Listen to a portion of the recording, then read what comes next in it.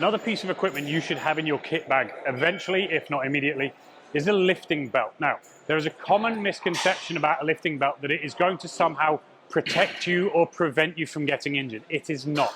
What it is going to help you to do is create a more stable position, potentially help you mentally, and more than anything, give you something to press against or push against during certain movements. Now, you're usually going to see two types of belt.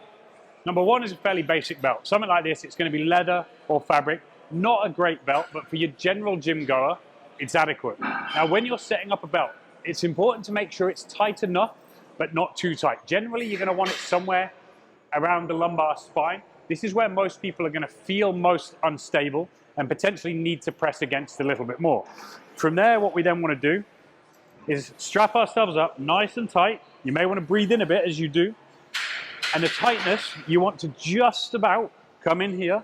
You want to just about be able to get your fingers between the belt and your body, okay? That's as loose as it needs to be, as tight as it needs to be. It doesn't need to be so tight that it's causing you huge amounts of pain. When you're then lifting, you want to be trying to press against that with your torso, okay? It's not there to get you out of jail free. It's there to give you something to brace against and potentially give you a little bit more stability, both physically and to some degree mentally. The other type of belt you may come across, and it's going to be for much more advanced lifters, is something like this.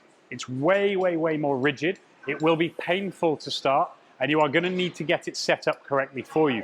Same rules apply. You're going to put it in a position usually somewhere around the lumbar spine or a little bit higher.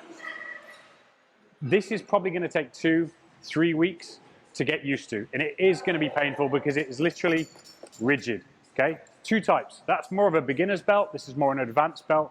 And remember, they are not a get out of jail free card. They give you something to brace against and press against with your torso to help support you during major lifts like squats and deadlifts.